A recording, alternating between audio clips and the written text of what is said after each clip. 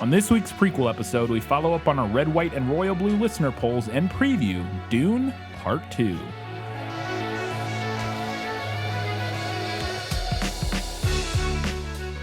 Hello and welcome back to another prequel episode of This Film is Lit. We don't have a Learning Things segment this week, but we do have, because we did a Frank Herbert Learning Things segment for our Dune 1 episode way back in the day. But we do have everything else, and including quite a bit of feedback to get to, so we're going to jump right into our patron shoutouts. I put up with you because your father and mother were our finest patrons, that's why. We have one new patron this week, clocking in at the $15 Academy Award-winning level, Nicole Goebel. I think and hope I pronounced that last name right.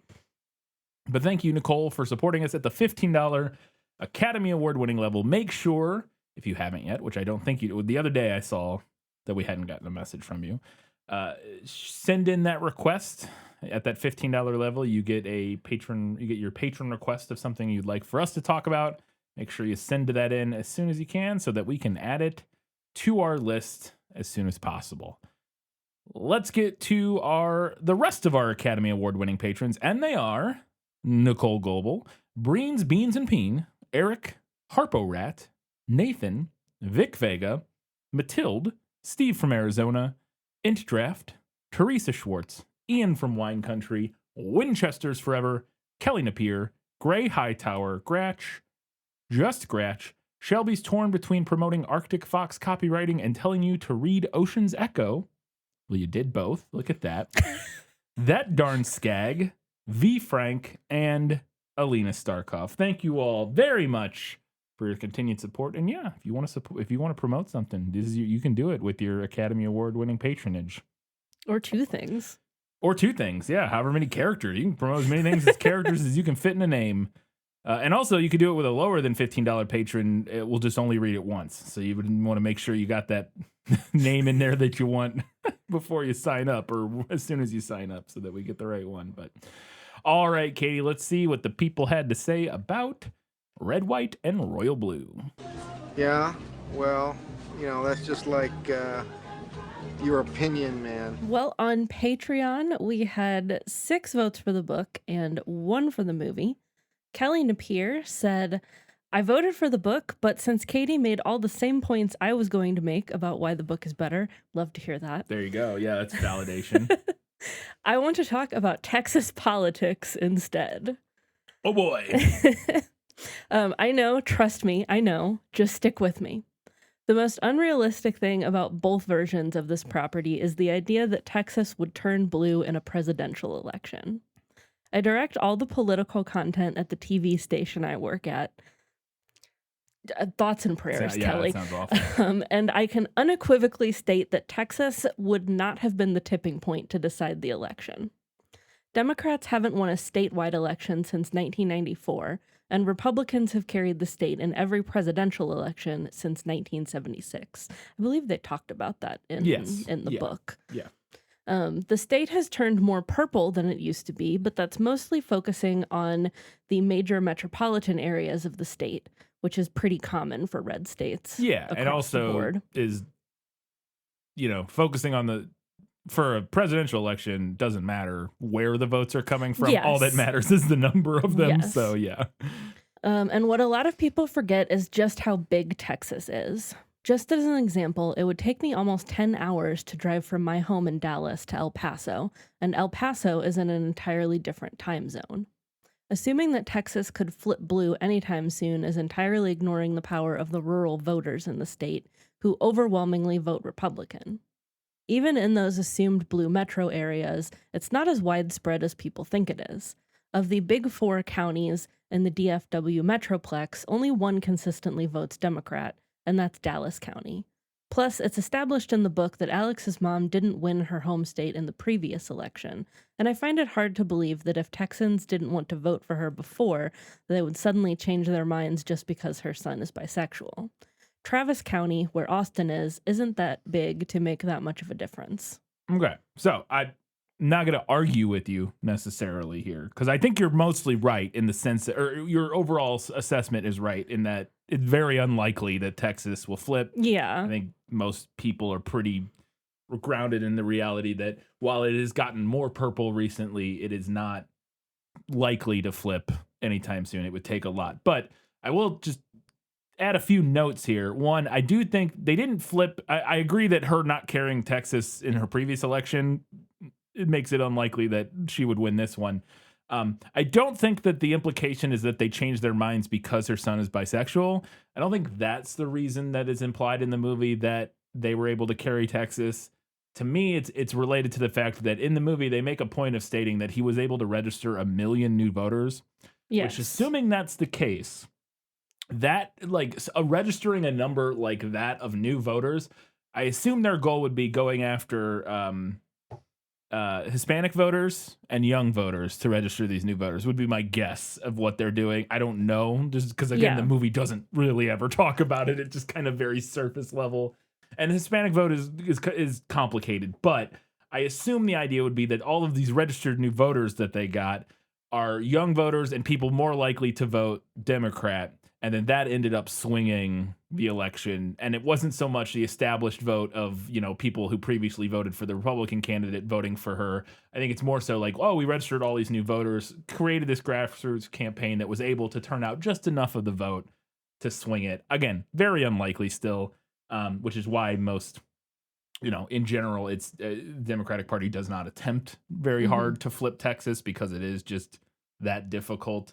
And yes, obviously the rural voters have a lot, there's a lot of red rural voters. But again, for a presidential election, it doesn't really matter where the votes are coming from. It just purely matters what the numbers are. But yeah, obviously because it is such a big state, there is a huge number of rural voters that do tend to skew severely conservative and Republican. And so, yeah, again, largely I agree with your point that it's very unlikely. Well, and maybe this is kind of a plus for the movie because even though it was surface level, the movie does tell us that Alex managed to register those million voters, whereas that's not in the book. Yeah, that's true. So, the book is a little, at least not to my memory, is that in the book. So I think it is even a little bit more of a rosy view of things in the book. Let me take a look. I'm just interested. I'm curious to see in the 2020 election what the raw numbers were. Okay, so here's the thing. If Alex managed to register a million new voters, which seems unbelievably large. It's a very large number. But assuming that were possible, because that is the number they say, right? I think 1 million so. new voters. Yeah.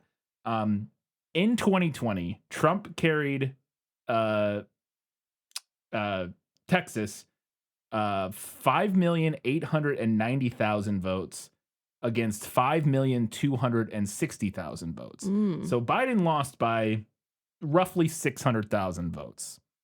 So if there were a million new votes, not even all of them would have had to, even if 60% of them roughly were Democrat, voted for Democrat, you would get close to being able to flip it. Again, I think the more unbelievable thing is registering 1 million. To me, that seems that's again, considering that in the 2020 election, well, and even registering those voters doesn't mean those people actually vote is another thing on top of that. Thing.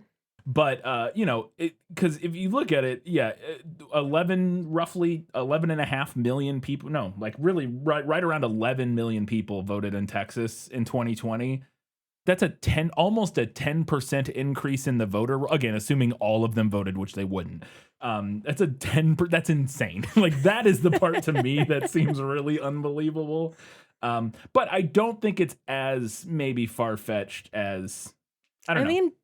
Didn't Georgia flip? Yeah, Georgia 2020. I believe it, or it got close. If it wasn't, I'm pretty sure it may have. If I'm remembering correctly, I think Georgia did flip blue in the 2020 election. I believe you're correct. I feel like I remember that being a big thing. Yes, yeah. Biden won Georgia 49.47% to 49.24%. Yeah, margin of 11,000 votes. So yeah, that was Georgia flipped for the first time in I think quite a while. I would have to go back. I don't know exactly how long, but. Again, so I don't think it's maybe as far-fetched as it might initially kind of seem, and especially when you're living there, because I would say the same thing about Missouri. If somebody's like, "Oh, you're gonna flip Missouri," I'd be like, "Fuck you, fucking kidding yourself if you think you're flipping Missouri." Have you been to Missouri? Yeah, exactly. as someone who lives here, that's how I would feel about it. There's still Trump 2020 billboards on our Everywhere. highways. Yeah. Good God. So yeah, but you know, again, point being, I think it is still very unlikely that they would flip it, and even more unlikely that they would be able to register 1 million new voters, or even more than that. I think they might have said that was where they like their goal, and they went past it, or that just seems crazy to me. There's, you know, maybe not impossible, but there's a lot of gimmies for that to have happened within this story. It's the fantasy. This is a rom-com with a hint of kind of, you know, fantastical political fantasy. Yeah, with a little bit of political fantasy sprinkled in. All right. Our next comment was from Nathan, who said, I'm going to go with the book because I hate being undecided, and June being awesome is a good enough tiebreaker. I think her polycule with Pez and Nora was the plotline that this already way too long book needed more of. I would agree with that. There's a polycule? You didn't mention that. It's implied. Okay. June is the sister, right? Yes, that got combined with Nora, kind of. Yeah. I don't know who Pez is. That's Henry's friend.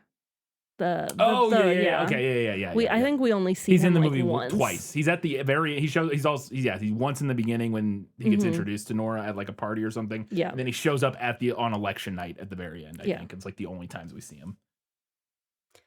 Nathan went on to say, I think both mediums were stuck on giving equal import to both Alex's and Henry's troubles, and they just never seemed equivalent. I never for a second bought that the Democratic president's son coming out as bi would hurt her campaign. I think it would in some way. I think it would in some ways, for sure. But I think it would also help in some ways. Yeah, it would. I think at best it would, or at worst it would be a wash, probably. And maybe help a little bit, potentially. Again, with the younger vote turning out potentially. Because there were so many plot lines being juggled, it seemed like none of the downturns had much weight because they were immediately cleared up to make room for the next potential problem. Yeah, and we'll get into some more into this from some of the other people about like what they liked about it. That kind of, I think, responds to some of Nathan's criticisms here in terms of like the weight of the problems and that sort of thing. I will say this: I think the reason that in the movie, I think if it would just like a presidential candidate's like child turning out to be bi or whatever wouldn't necessarily do much of anything in any direction. I think the reason in the movie it would potentially help is the nature of the relationship and the prominence of this huge, crazy, like, again, something that sounds like it was written for Tumblr, but in real life would motivate, I think, a large portion of, young queer voters in a way that just like the fact that. Yeah, if this story was just about him like coming out as bi and having like a normal relationship with some random person, nobody that I don't. Yeah, that in that regard, I don't think it would really help or hurt or anything. I think it would just kind of it is definitely the splashy, headline-worthy fan fiction nature of the relationship and what happened. Yeah. Our next comment was from Shelby's torn between promoting Arctic Fox copywriting and telling you to read Ocean's Echo. And Shelby said, I liked the book fine, couldn't get into the movie. I have to say, as a representative of the weird middle ground between the US and the Brits, I've never seen such wholesome politics on either side. Yeah. The turkey scene was easily my favorite part. I can't believe I'm more familiar with American Thanksgiving traditions than you two. I think maybe this one Thanksgiving. Maybe definitely this one tradition. Yeah. Luckily for more. I don't know. Yeah, maybe, who knows? Maybe you know everything about American Thanksgiving. Maybe Shelby is a scholar of American Thanksgiving. Yeah.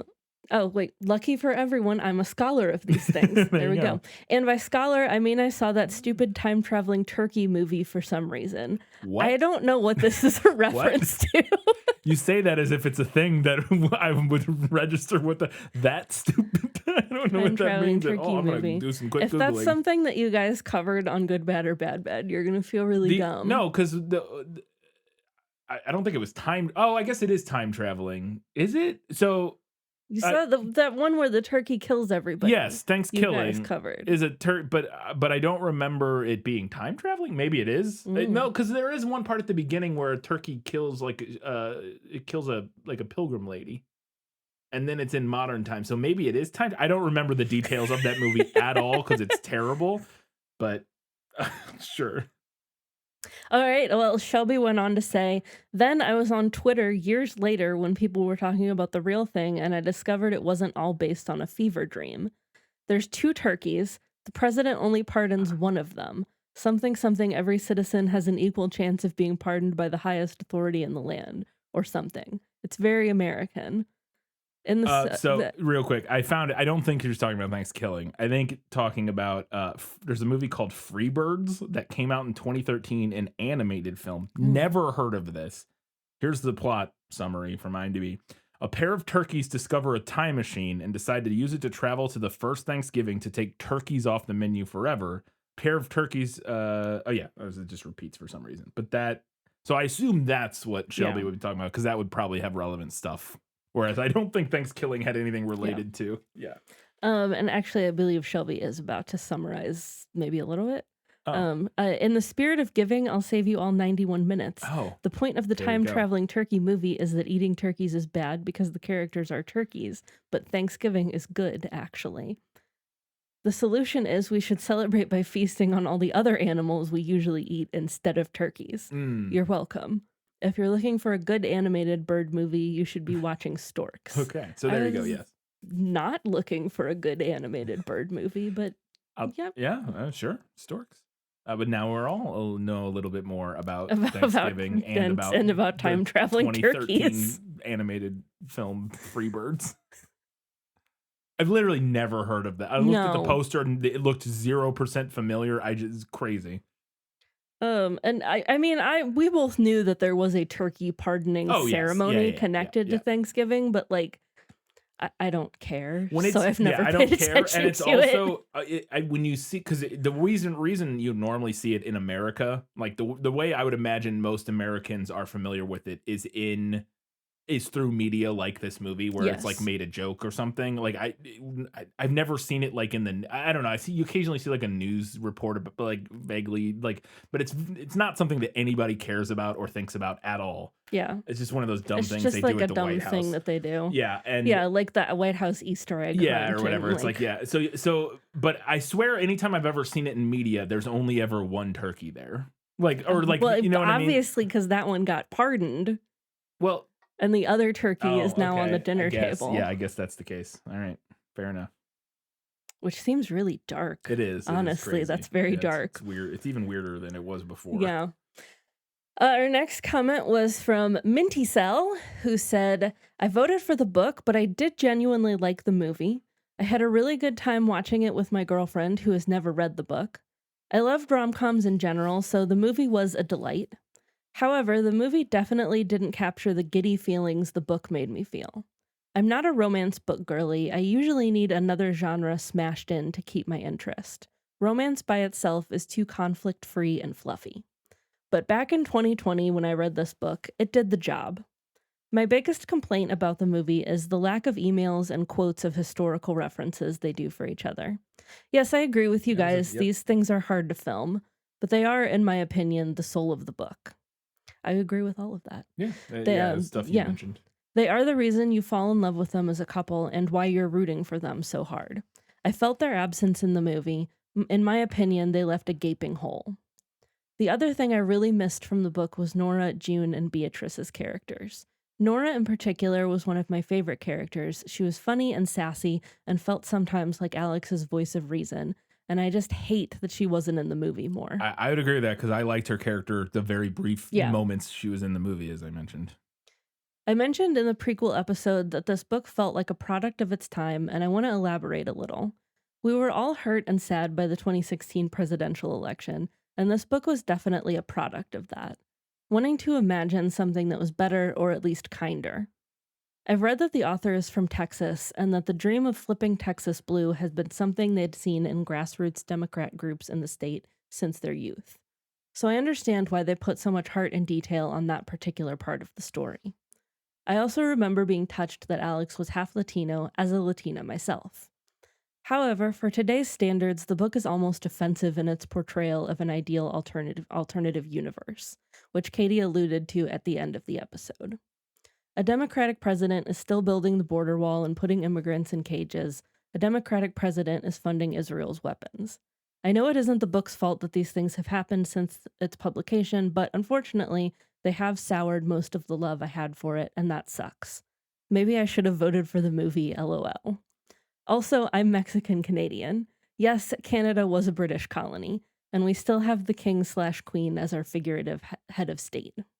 Interesting. Yeah, no, it is one of those things that, yeah, it looks a little too, in the way that a lot of media has soured to some people, in the progressive side of politics, things like The West Wing, or even some elements of things like, and I still think Parks and Rec's a great show, but some of the kind of like wide-eyed enthusiasm for the process and institutions of shows like that, for some people has soured a little bit in light of the fact that, the Democratic Party and just there's larger problems in general with, the institutions of power in our country, that some of those problems extend beyond, parties, but obviously, just to reiterate, one party's way fucking worse than the other, and you should vote for one of the parties in every election that you can.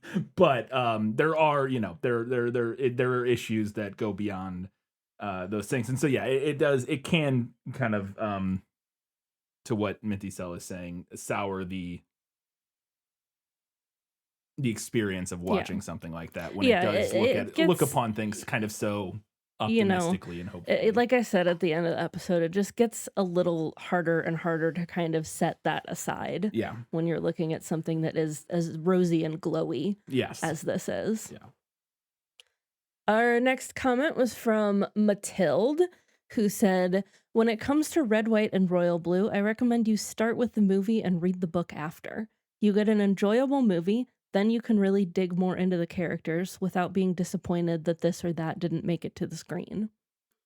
On the matter of the movie, a rom-com really only needs 3 things: leads with chemistry, snappy dialogue, and good pacing.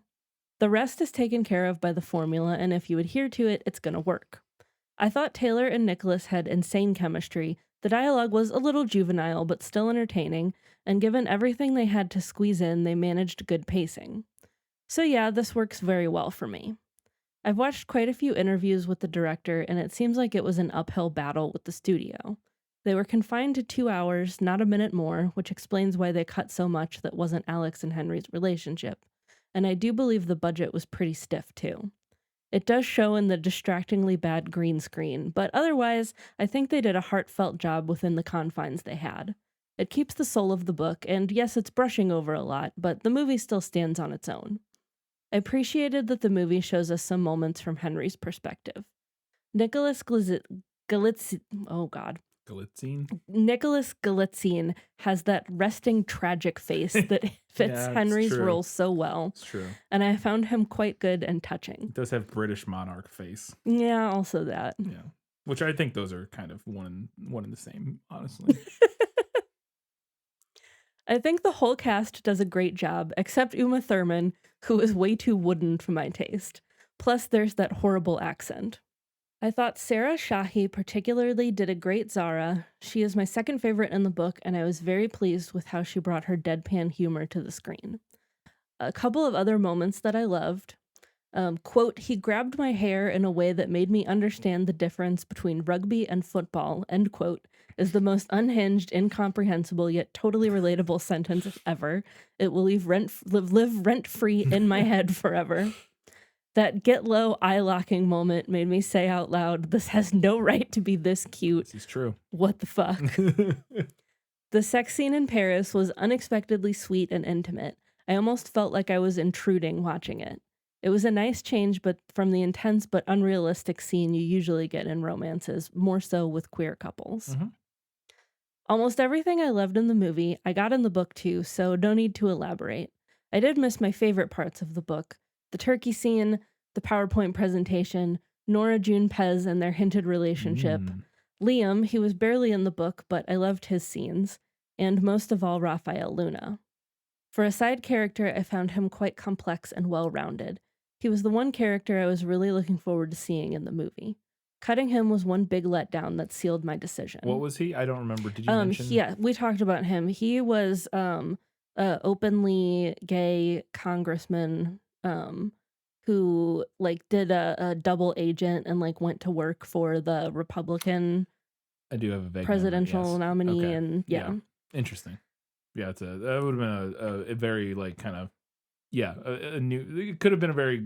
I'm just struggling not to say interesting because I say too much, but interesting side plot. Yes. So I'm going to go with the book, but I'm really not mad about the movie at all. They both gave me that stomach swoop feeling I look for in a romance, and I revisit both for comfort an equal number of times. Actually, thinking back on the years since this has come out, it's become my Roman Empire without me realizing it. I'm very much looking forward to the sequel with the whole cast and crew coming back and with what should be a better budget and creative control. It should be an even better watch. And yes, both the book and the movie were way too optimistic and dreamy and too good to be true, but I needed this. Life and the world have been rough and depressing, especially for LGBTQ+ people, and we need some uplift. Red, White, and Royal Blue shows like Heartstopper and Young Royals. They're idealistic, but very much needed, as we can see by their success. I'm going to cut this out if you want me to, but did you intentionally move yourself up the totem pole there when you read the acronym? Did I? You said LBGTQ. Oh. It's just like, it's I was a little just subtle. going really fast. Uh, I think I should do it again. No, it's up to you. I was gonna call you out in the moment, but I didn't want to. It was just cracking me up because I was like, I didn't even realize I did that. Casually moving yourself towards the front of the acronym. Well, you know what? Maybe it should be alphabetical. I'm joking. I know why the L is at the front. It's maybe not as high quality as some other queer content, but I'm very satisfied with content that doesn't just deal with coming out, trauma, or that ends in tragedy. I feel it's a step forward towards not having LGBT becoming a separate category on streaming platforms or in the bookstores. Okay, so yeah, I agree, and this kind of was what I was talking about because I read some of this comment relating to Nathan's comments earlier about it, being so unrealistic and kind of optimistic and that sort of thing. And this is actually what I was kind of getting at with my pithy offhand remark at the very end of the episode where I go, gays deserve mediocre movies too. That's kind of what I was getting, or in not so many words, the point I was making without really making it, which I should have expounded on, it was this very thing that it's, a movie being kind of overly optimistic and not like a fantastic, realistic, amazing film is totally fine. And, like there's tons of rom-coms like that are centered around straight and cis het relationships. And so having more movies, based around not cis het relationships that are, maybe a little cheesy, a little overly optimistic, a little just for fluffy fun is not only like fine, it's good.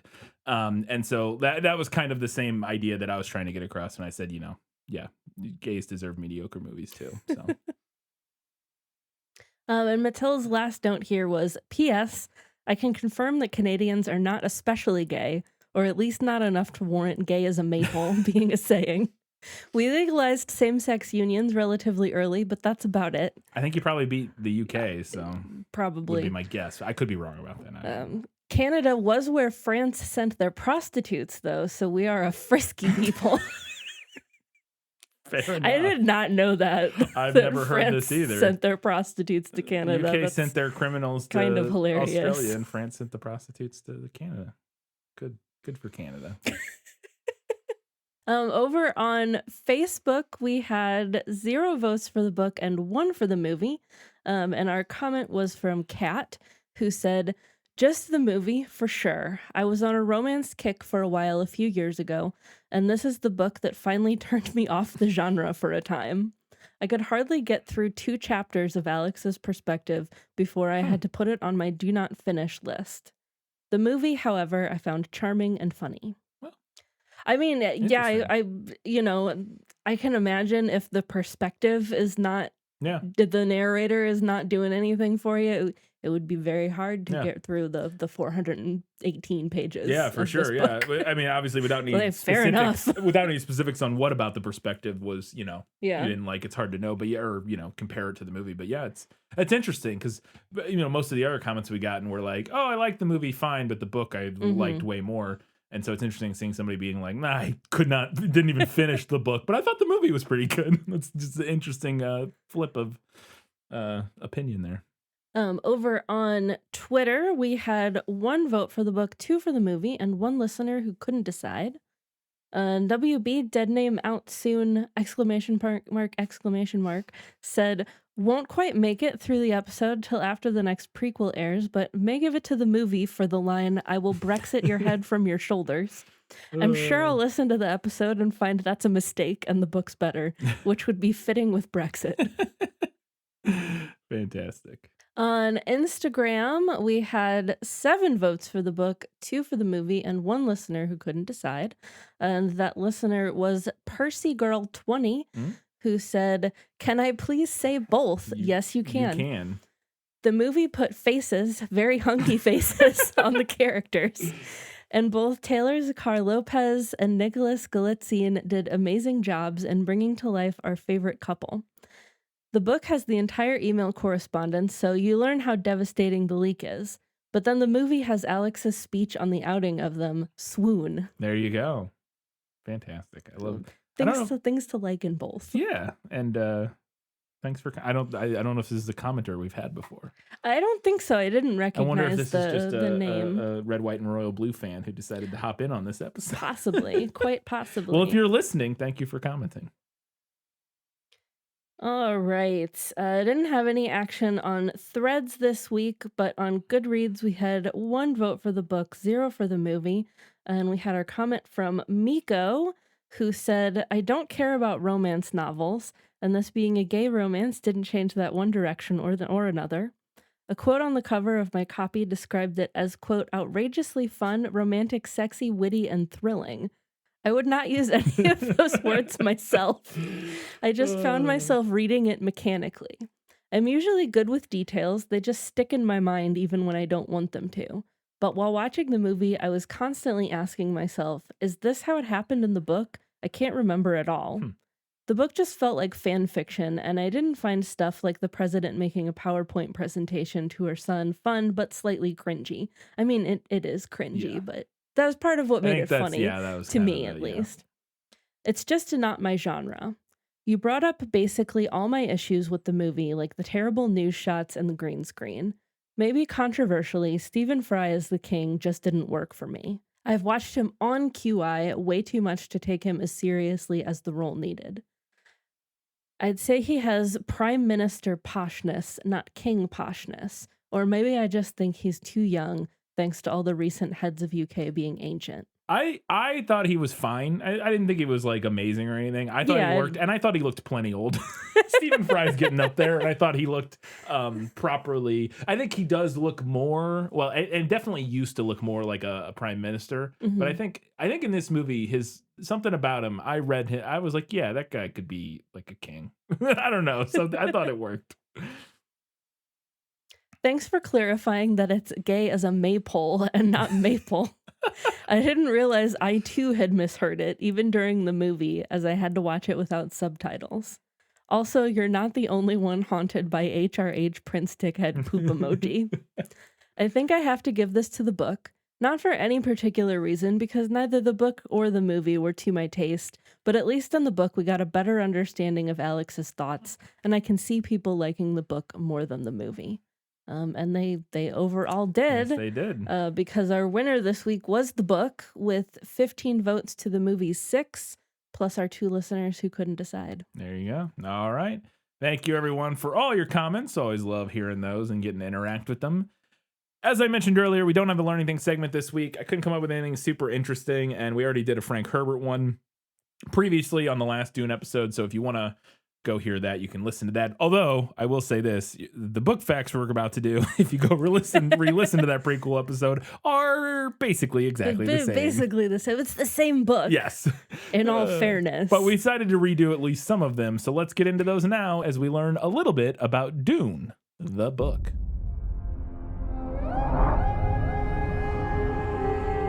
This world is beyond cruelty. You've been fighting the Harkonnens for decades. My family's been fighting them for centuries. They were massacred alongside my father. Your father didn't believe in revenge. We believe in Fremen. Let me fight beside you. Dune is a 1965 science fiction novel by American author Frank Herbert, set in the distant future amidst a feudal interstellar society. Mm-hmm. And the novel, Dune, then spearheaded the Dune franchise, which includes 6 separate novels. At least, right? Are there other? I think there are other ones. I don't Sorry, know. I don't know, continue. man. I just Googled how many Dune novels are there. I think there are 6 actual Dune novels and then a handful bonus of other material. I could be wrong about this. I don't know. Sorry. Sci-fi authors. Go ahead. Anyway, Herbert began researching for Dune in 1959. He was able to devote himself wholeheartedly to his writing career because his wife went back to work full-time as an advertising writer for department stores. So she was the breadwinner during the 1960s while her husband pursued his writing career. Analog Science Fiction magazine initially published Dune in 2 parts comprising 8 installments, but following that, it was then rejected by nearly 20 different book publishers. However, Sterling Lanier, who was an editor at Chilton Book Company, had read the serials when they were published in Analog, and he really liked it, so he offered a $7,500 advance plus future royalties for the rights to publish them as a hardcover book. Unfortunately, that first printing did not sell so well and was also kind of poorly received by critics. So Chilton, the press, considered the publication a write-off, and Lanier was subsequently fired. There you go. Poor guy. Yeah. Just real quick, there are 6 Dune books written by Frank Herbert, which is the main number. But according to this article from IGN, there are 23 Dune books. Good God. His son started writing. Of course he did. Yeah, a bunch of them, and there's also short stories and stuff. So there's more, but there's 6 main Dune books written by the original author. Okay. Yes. All right. So I wasn't wrong. You're not wrong, but I knew there was like a lot more. But yes, there's 6 primary novels. All right. So that initial publication did not go so well, especially not for Sterling Lanier. But over the course of time, the book did gain critical acclaim, and its popularity spread by word of mouth. And by 1968, Herbert had made around $20,000 from it, far more than most science fiction novels of the time were generating. Still not enough to let him take up full-time writing. I would imagine but, not, yeah. Not too bad. 20,000 over the course of 8 years is not, even in 1960s, is not like full-time money, I don't think, but. But Dune did tie with Robert Zelazny's This Immortal for the Hugo Award in 1966. It also won the inaugural Nebula Award for Best Novel. And moving forward in time, it has been regularly cited as one of the world's best-selling science fiction novels. Mm-hmm. And in November of 2019, the BBC News listed Dune on its list of 100 most influential novels. That seems reasonable to me. And if you want to hear the full extended version of our Dune book facts, you can listen to the original Dune prequel from 2021 or whenever 2021, that I was. believe, or 2020, one of the two. And it also includes the Frank Herbert fact. So if you want to know more about Frank Herbert, which probably includes the fact that there's 23. There's probably more information from I don't remember because it's so long ago, but yeah. All right, that is it for our book facts. It's time now to learn a little bit about Dune Part 2. He said that. I got that. Thanks. I won't be fighting for him. I'm fighting for my people. You young pup. Do you believe in Paul? There are signs. The prophet with it. Why is that a bad thing? Use it. Because all my visions lead to horror. Because you lose control. Because I gain it. Dune Part 2 is a 2024 film written and directed by Denis Villeneuve, who's the director of Dune, Blade Runner 2049, Prisoners, Sicario, I've read Prisoners in there twice. Prisoners again. Arrival, other movies. There's something, Enemy or Enemies. Enemy or Enemies. I think that one of those prisoners is supposed to be enemy, I think. Anyways.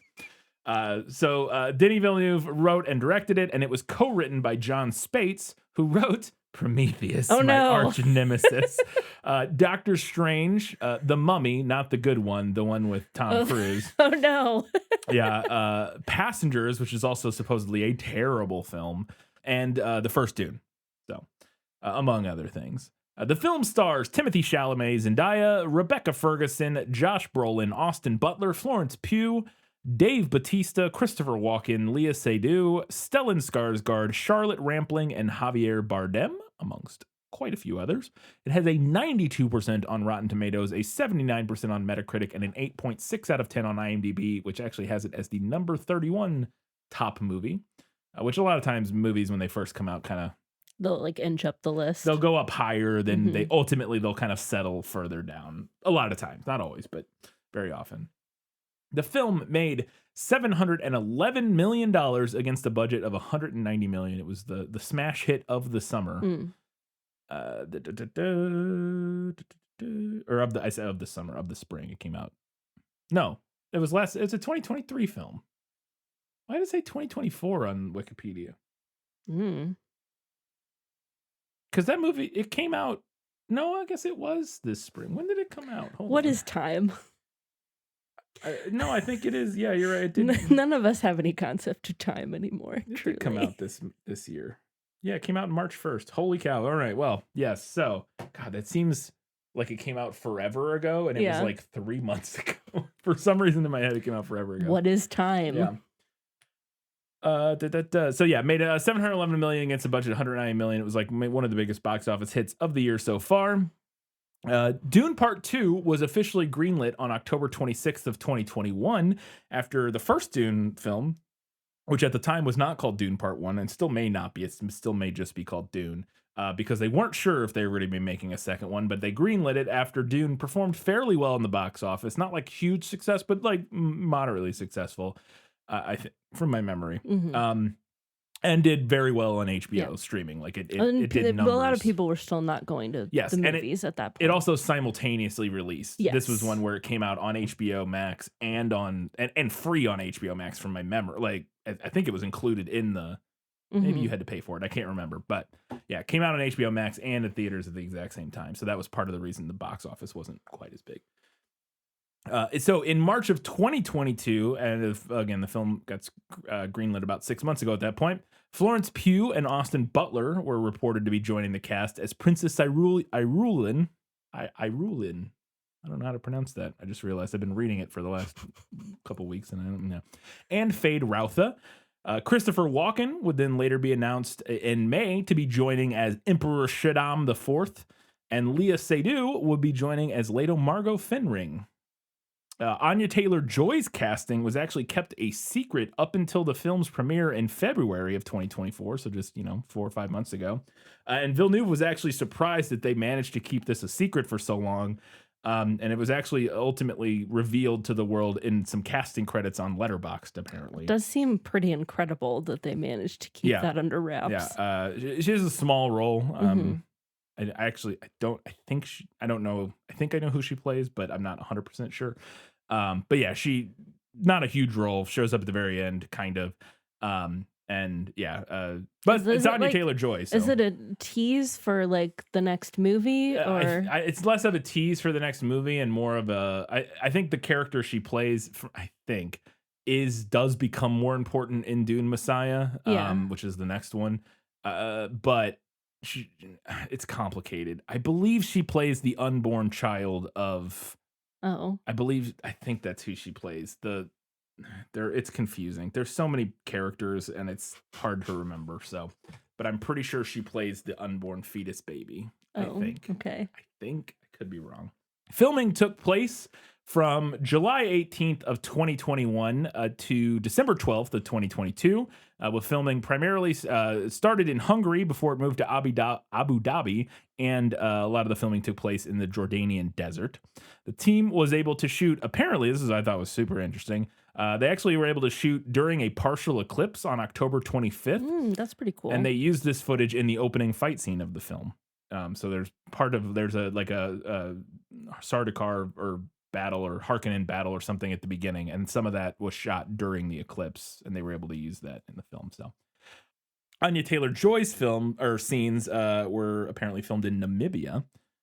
They were all over Africa and the Middle East filming this thing, and Europe apparently. So it's a globe-trotting film. The Fade Routha gladiator scene, at this point famously shot in special black and white infrared cameras, with the goal of this being to give the skin of Fade Routha and the other, because it's shot on Getty. Well, the fight takes place on Getty Prime, which is the Harkonnen homeworld, I believe, which is like this weird alien planet, obviously. Are those the bald guys? Yes. The Oh my Harkonnens God, I are the bald remembered guys, something about this. Yeah. And so they wanted to give them the skin a translucent alien feel, so they filmed with these special infrared cameras. I've seen bits of that in the trailer, and it looks super cool. So this cracked me up. I had to write this quote directly. This comes directly from Wikipedia. The scene of Paul's sandworm ride was filmed practically. What? The article literally in the next sentence goes on to explain the process of filming it on a set with a worm that was like a partial bit of the worm, and then they CG'd the rest of it. So define practically. Like, this is the thing that drives me. Reading this is the kind, I could go off on this forever, because this kind of shit drives me crazy. I know I'm gonna love this movie, but like everybody goes over all goo over this movies for the practical effects and all that, and that is a big part of it. Is they film a lot of stuff practically, but it's the way they incorporate the CG with the practical effects that is what is really impressive and what makes the films Dune Part 1 and I assume Dune Part 2 look so good. But that's the thing that people just boil it down to. They filmed it practically. It's like, he rode a giant sandworm around in the desert. No, he fucking didn't.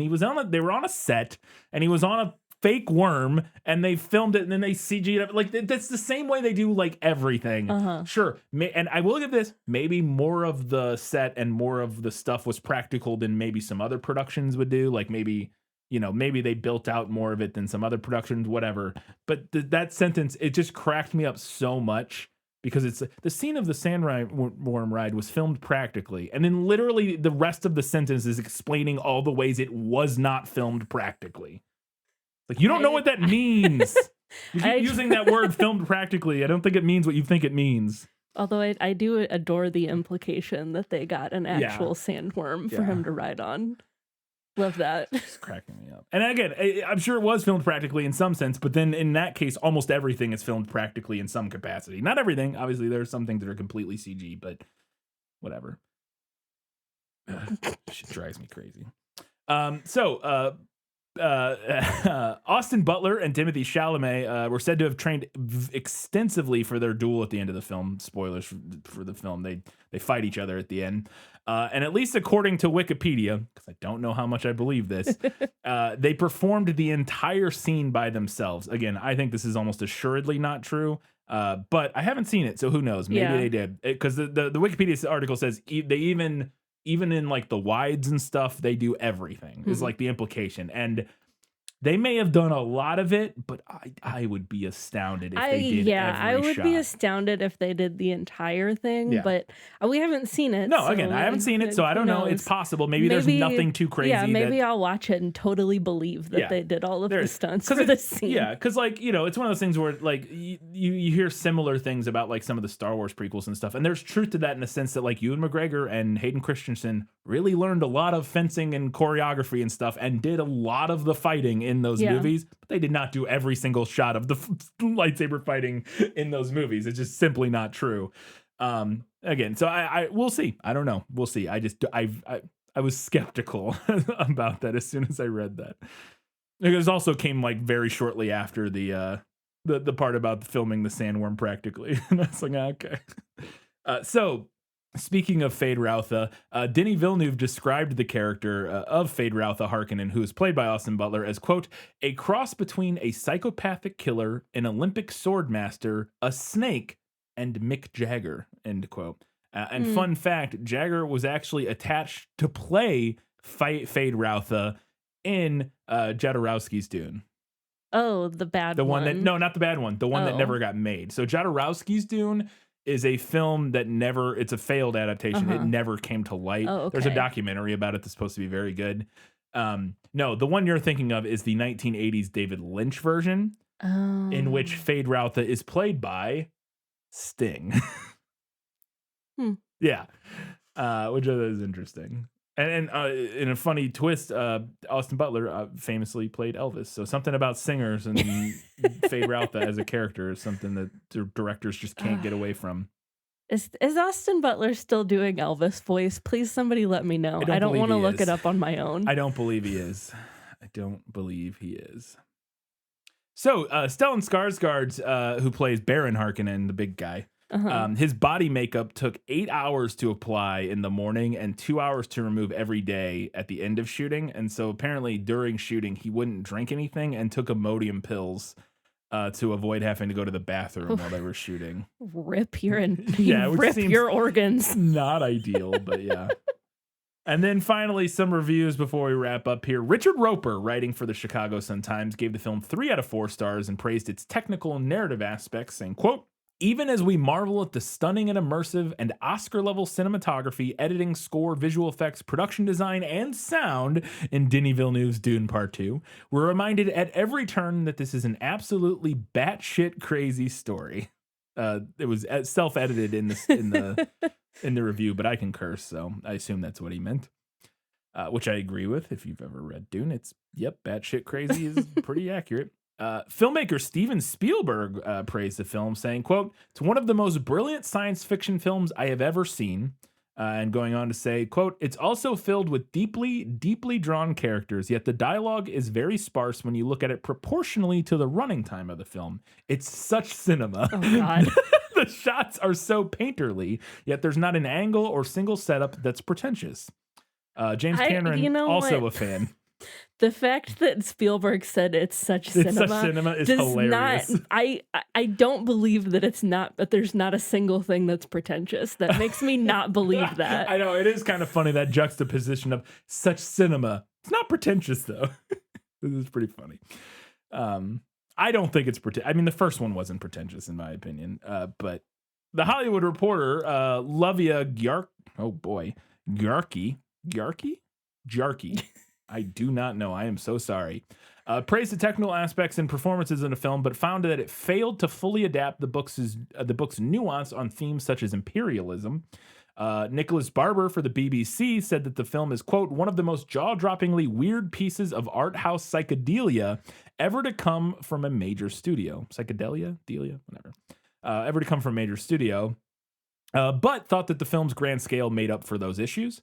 And then in a more negative review, Noah Berlatsky, writing for CNN, said the film failed to, quote, present an effective anti-colonial vision, end quote, by still being centered around Paul's destiny, despite the film increasing Chani's role in the film, which is something that I was aware that Chani has her role, that's Zendaya's character, beefed up, and has a little more agency and stuff like that than she does in the book, as she is kind of the voice of the quote unquote, indigenous kind of people in this story, or is the main representative of them in the film. Some other commenters have, and I think we mentioned this for Dune Part 1. I'm sure we talked about this because I remember mentioning this. Some other commenters have criticized the film for inadequately dealing with the original book's Middle East and North African influences, which is shortened to MENA, MENA. And also not incorporating enough representation from the region. Fervis Shaw, writing for UK's Cosmopolitan, said that she was, quote, frustrated as a Muslim viewer and criticized the film for a lack of MENA casting among the leads, despite the use of the region's culture and superficial use of Islam. The New Arab's Hannah Flint also criticized the use of Arab and Islamic cultural items and lack of MENA casting, but she did praise that Swiss-Tunisian actress Souheila Yacoub was a win for Arab representation. She must have a small part because she was not listed in the primary credits. So I assume she's maybe one of the Fremen, I would assume. So yeah, some similar criticisms about some of the representation in the film and maybe being a little appropriative of Middle Eastern, which is some things Dune criticism Dune itself has also dealt with over the years in different ways. So, we probably won't get into that too much in our review because we don't really have it's not our background necessarily, but it is out there. So seek out those voices that are critical of it in that way because I think it's definitely worth hearing out. So Katie, before we get to where people can watch Dune Part 2, we wanted to remind you can do us a favor by heading over to Facebook, Twitter, Instagram, Goodreads, all those good places. Follow us, Threads, follow us, interact. We'd love to hear from you. Drop us a 5-star rating and review on Apple Podcasts, Spotify, YouTube, or head over to patreon.com/thisfilmislit. Subscribe, get access to bonus content. We just put out yesterday our bonus episode for June, which was covering one of my favorite childhood films, The Rocketeer.